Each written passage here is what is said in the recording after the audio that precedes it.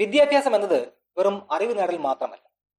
ഒരു രാജ്യത്തെ സംബന്ധിച്ച് പറയുകയാണെങ്കിൽ അത് ആ രാജ്യത്തിന്റെ ഭാവി രൂപപ്പെടുത്തൽ കൂടിയാണ്.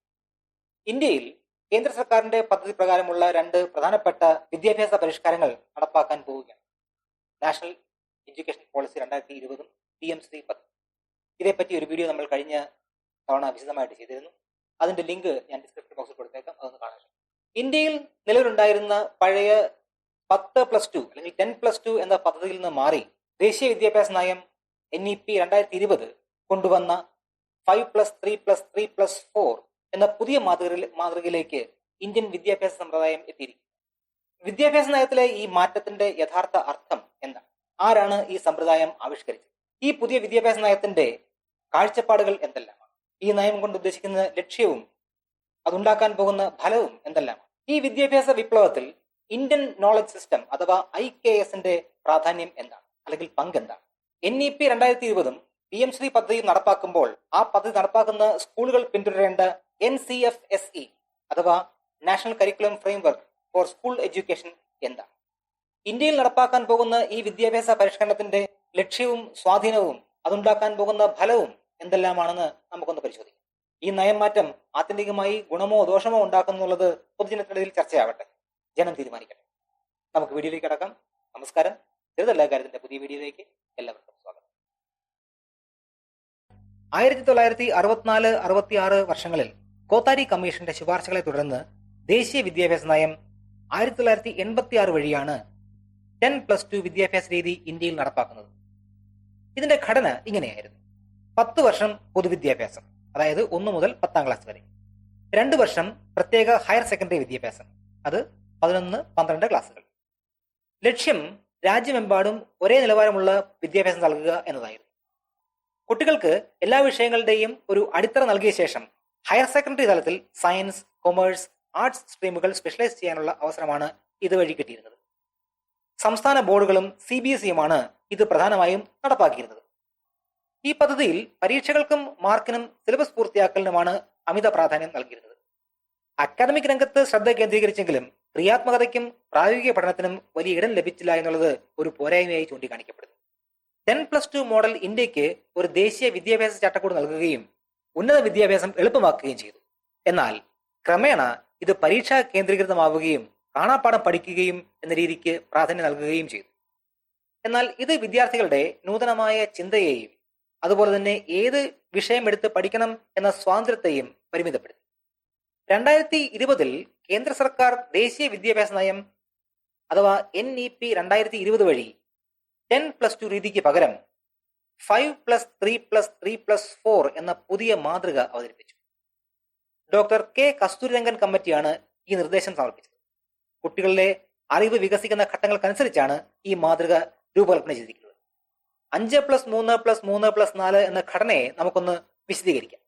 ഇതിന്റെ ആദ്യ ഘട്ടം 5 വർഷം ഉൾക്കൊള്ളുന്ന ഫൗണ്ടേഷൻ സ്റ്റേജ് ആണ്. 3 വർഷം പ്രീ സ്കൂൾ, അതുപോലെ തന്നെ 1-2 ക്ലാസുകൾ ഉൾപ്പെടുത്തിയാണ് 5 വർഷം എന്ന് കണക്കാക്കിയിരിക്കുന്നത്. ഇവിടെ കുട്ടികളിലെ കളികളിലൂടെയുള്ള പഠനം, ഭാഷ, കണക്ക്, സാമൂഹിക വൈകാരിക കഴിവുകൾ എന്നിവ വളർത്തുന്നതിനാണ് കൂടുതൽ ശ്രദ്ധ നൽകുന്നത്. രണ്ടാമത്തെ ഘട്ടമാണ് 3 വർഷം ഉൾക്കൊള്ളുന്ന പ്രിപ്പറേറ്ററി സ്റ്റേജ്. 3 മുതൽ 5 വരെ ക്ലാസുകളാണ് ഇവിടെ ഉൾപ്പെടുന്നത്.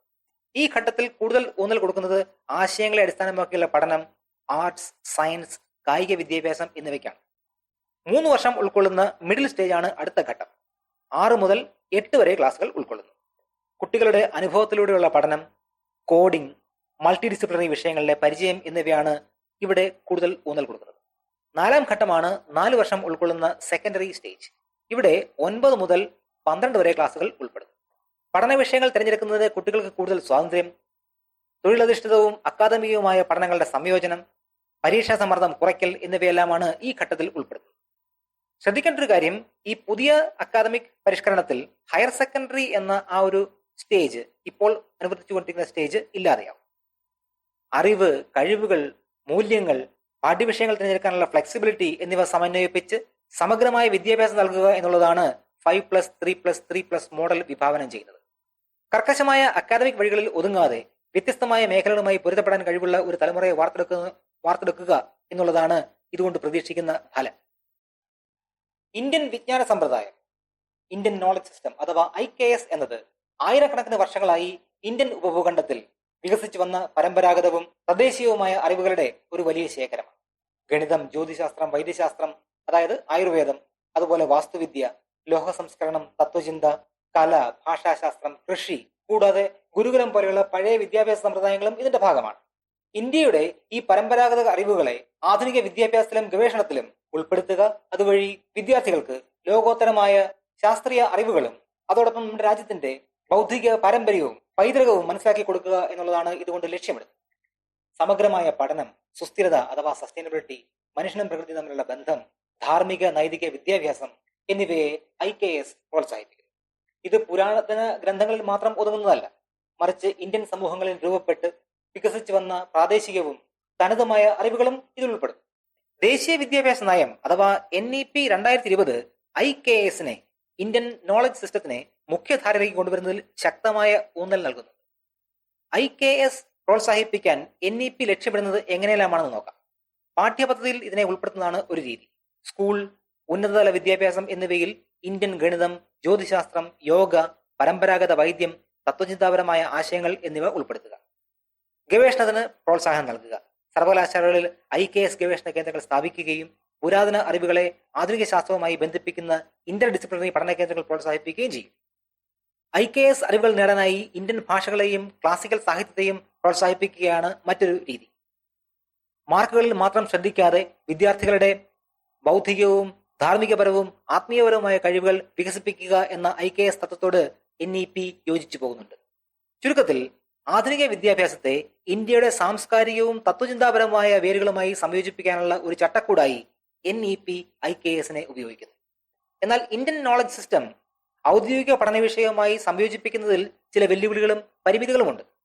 ഇത് ഒരു വിമർശനമല്ല, മറിച്ച് വസ്തുതകളെ അടിസ്ഥാനമാക്കിയുള്ള ഒരു വിലയിരുത്തൽ മാത്രമാണ്. IKS നടപ്പാക്കുമ്പോൾ ശ്രദ്ധിക്കേണ്ട ചില കാര്യങ്ങളുണ്ട്. അതിൽ ഒന്നാണ് ശാസ്ത്രീയമായ സാധൂകരണത്തിന്റെ കുറവ്. പല പരമ്പരാഗത രീതികൾക്കും സാംസ്കാരിക മൂല്യമോ പ്രായോഗിക ഗുണങ്ങളോ ഉണ്ടെങ്കിലും IKSലെ എല്ലാ കാര്യങ്ങളും ശാസ്ത്രീയമായി തെളിയിക്കപ്പെട്ടവയല്ല. കർശനമായ പരിശോധനയില്ലാതെ ഇവ പാഠ്യപദ്ധതിയിൽ ഉൾപ്പെടുത്തിയാൽ തെളിവുകൾ അടിസ്ഥാനമാക്കിയുള്ള ശാസ്ത്രവും വിശ്വാസം അടിസ്ഥാനമാക്കിയുള്ള പാരമ്പര്യവും തമ്മിൽ ആശയക്കുഴപ്പമുണ്ടാകാൻ സാധ്യതയുണ്ട്. IKS നടപ്പാക്കപ്പെടുന്നതിലെ പ്രശ്നങ്ങളാണ് മറ്റൊന്ന്. IKS ഉള്ളടക്കത്തെക്കുറിച്ച് അധ്യാപകർക്ക് ശരിയായ പരിശീലനമോ ധാരണയോ ഒരുപക്ഷെ ഇല്ലായിരിക്കാം.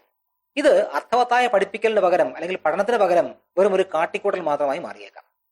പ്രാദേശികമായ അസന്തുലിതാവസ്ഥ ഉണ്ടാക്കുന്നതാണ് മറ്റൊരു പ്രശ്നം. ഇന്ത്യക്ക് വലിയ സാംസ്കാരിക വൈവിധ്യമുണ്ട്. സംസ്കൃതത്തിനോ വടക്കേ ഇന്ത്യൻ സ്രോതസ്സുകൾക്കോ അമിത പ്രാധാന്യം നൽകിയാൽ തെക്ക്, വടക്ക് കിഴക്കൻ, അതുപോലെ തന്നെ ആദിവാസി മേഖലകളിലെ അറിവുകൾ തഴയപ്പെടാൻ സാധ്യതയുണ്ട്. പാഠ്യപദ്ധതിയിൽ വരാൻ പോകുന്ന ഭാരമാണ് ഇനിയൊരു പ്രശ്നം. നിലവിലെ സിലബസ് മാറ്റി എഴുതാതെ IKS വിഷയങ്ങൾ കൂടി കൂട്ടിച്ചേർത്താൽ അത് വിദ്യാർത്ഥികൾക്കും ഒരുപോലെ അധ്യാപകർക്കും കൂടുതൽ ഭാരമാവുകയും അത് വിദ്യാഭ്യാസ ഫലങ്ങളെ അല്ലെങ്കിൽ പഠന ഫലങ്ങളെ ബാധിക്കുകയും ചെയ്യും. നിലവാരം ഏകീകരിക്കാനുള്ള ബുദ്ധിമുട്ടാണ് മറ്റൊരു വിഷയം. പരമ്പരാഗത അറിവുകൾ പലപ്പോഴും പ്രാദേശികവും വാമൊഴിയായി കൈമാറി വരുന്നതുമാണ്. അതിനാൽ സംസ്ഥാനത്തിലുടനീളം ഏകീകൃതമായി പാഠ്യപദ്ധതി ഉണ്ടാക്കുന്നത് പ്രയാസകരമായിരിക്കും. മതനിരപേക്ഷതയ്ക്കുണ്ടാകാൻ പോകുന്ന പ്രശ്നമാണ് മറ്റൊന്ന്. ശ്രദ്ധയോടെ നടപ്പാക്കിയില്ല എങ്കിൽ ചില IKS ഉള്ളടക്കങ്ങൾ മതഗ്രന്ഥങ്ങളിൽ നിന്ന് വരുന്നതിനാൽ അത് ഒരു പ്രത്യേക വിശ്വാസത്തെ പ്രോത്സാഹിപ്പിക്കുന്നതായി വ്യാഖ്യാനിക്കപ്പെടാം. ഇതൊരു പ്രശ്നമായേക്കാം. കാരണം പൊതുവിദ്യാഭ്യാസത്തിന്റെ മതേതര സ്വഭാവം നിലനിർത്താൻ നിഷ്പക്ഷവും അക്കാദമികവുമായ സമീപനമാണ് അത്യാവശ്യം.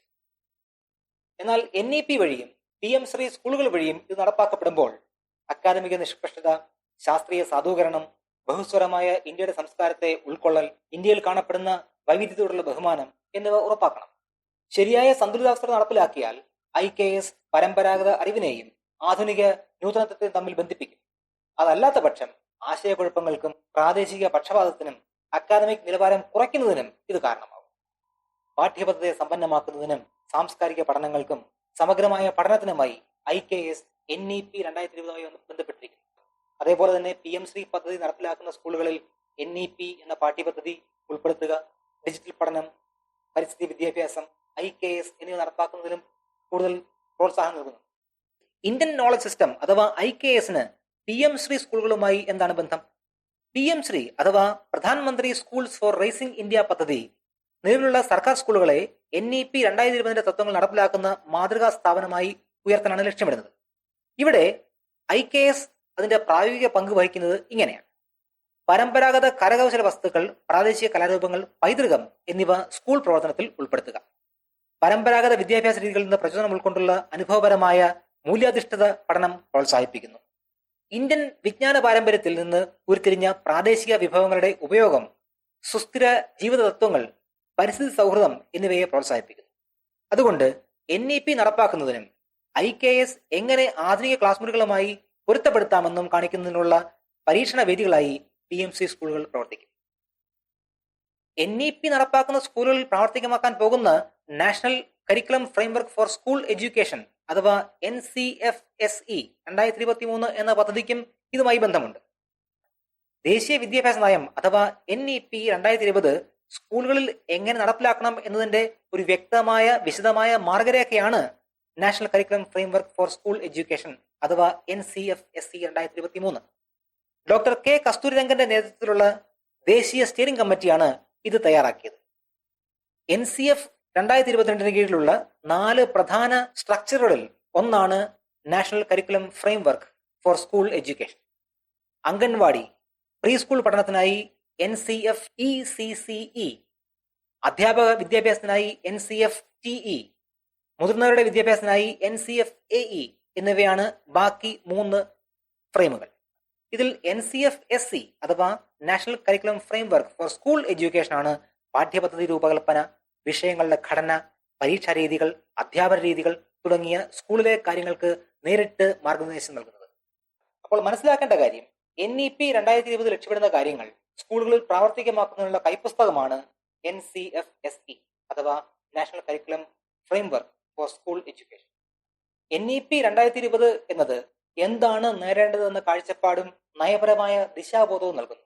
എന്നാൽ NCFSE അഥവാ national curriculum framework for school education എന്നത് NEPയുടെ കാഴ്ചപ്പാടിനെ ക്ലാസ് മുറികളിൽ നടപ്പിലാക്കാൻ കഴിയുന്ന രീതിയിലുള്ള പാഠ്യപദ്ധതിയായി മാറ്റിയെടുത്തു.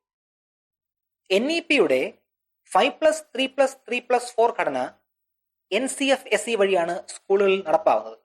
അടിസ്ഥാന സാക്ഷരത, ബഹുവിഷയ പഠനം, പരീക്ഷാ പരിഷ്കരണം തുടങ്ങിയ NEPയുടെ പ്രധാന നിർദ്ദേശങ്ങളെല്ലാം NCFSEയിലൂടെയാണ് യാഥാർത്ഥ്യമാകുന്നത്.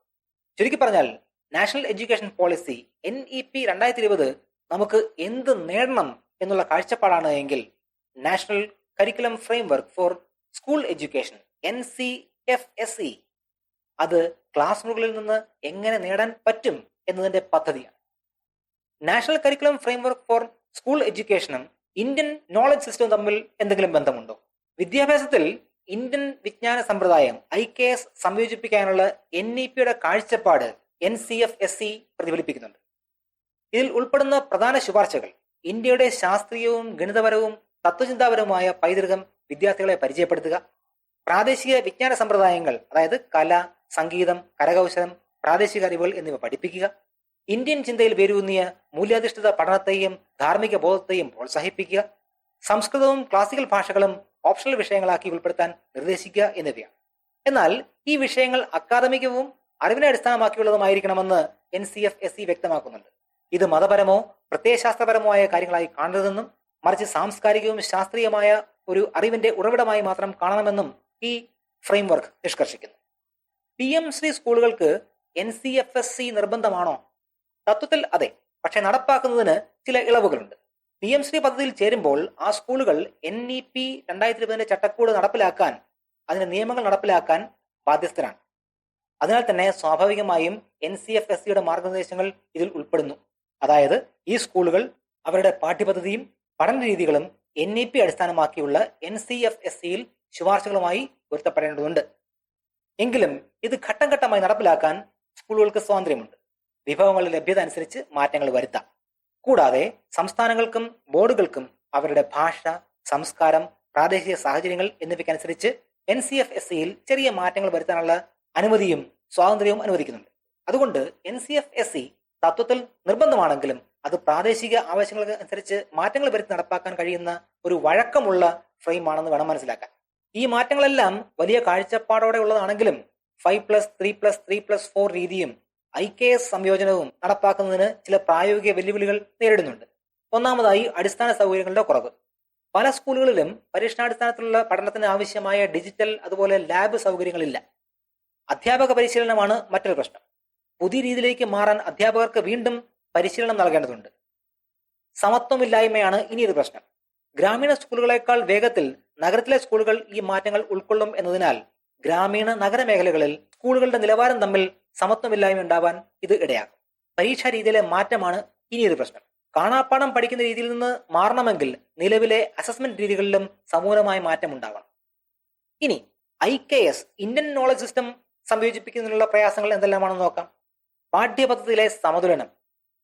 പരമ്പരാഗത അറിവുകളെ പക്ഷപാതമില്ലാതെയും അശാസ്ത്രീയമല്ലാത്ത രീതിയിലും സംയോജിപ്പിക്കുക എന്നത് വളരെ ശ്രദ്ധയോടെ ചെയ്യേണ്ട ഒരു കാര്യമാണ്. വിഭവങ്ങളുടെ പരിമിതിയാണ് മറ്റൊരു വിഷയം. IKS വിഷയങ്ങളിൽ നിലവാരമുള്ള പഠന സാമഗ്രികളുടെയും പരിശീലനം ലഭിച്ച അധ്യാപകരുടെയും കുറവുണ്ട്.